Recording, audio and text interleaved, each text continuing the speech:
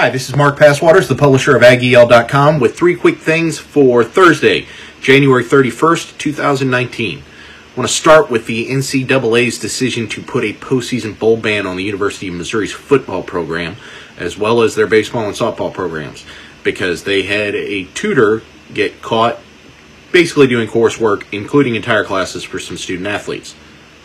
This is ridiculous, and I'll tell you why. There are other schools that did the same and worse and are going basically unpunished.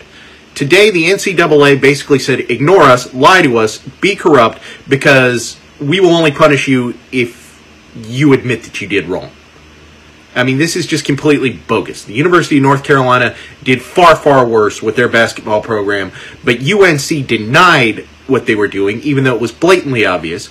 Missouri came forward and said yes, and they cooperated with an investigation. And what do they get? They get a bowl ban. And what did UNC get? Nothing. And I got to read this to you directly, but this is pretty telling.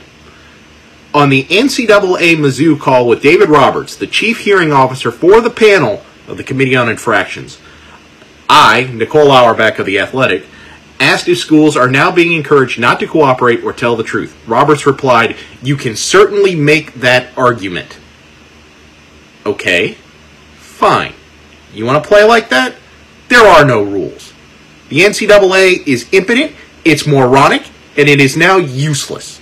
So if I am a major program, including Texas A&M, I am no longer paying any attention to the NCAA. I'm going to go and do what I please. So I'd be calling donors today saying, get the checkbook out. It's time for the $500 handshake. If that's the way you want to play ball, and you want to blame somebody, and you want to punish somebody who actually cooperates with you, then the heck with you. Not that I have a strong feeling about it. Thing number two, I want to talk about Dyersburg, Tennessee linebacker Chris Russell, who has been a subject of conversation around Aggie land for a couple of weeks now. Looks like he's down to Tennessee, A&M, and Arkansas, and it looks like Tennessee has dropped the ball. I warned you about this last week, that I thought that they were messing around with the wrong players that they weren't going to get, and that you should probably take the one that you can get and not try to screw around and come up with nothing. And now it looks like that's exactly what's going to happen. We haven't been able to confirm it yet, but it looks like Russell is not going to take his final visit to Tennessee this weekend, and he may end up at A&M instead. I mean, this weekend and permanently. So we'll see what happens. But nice job, Pruitt. Way to go. Okay, now let's talk about aliens.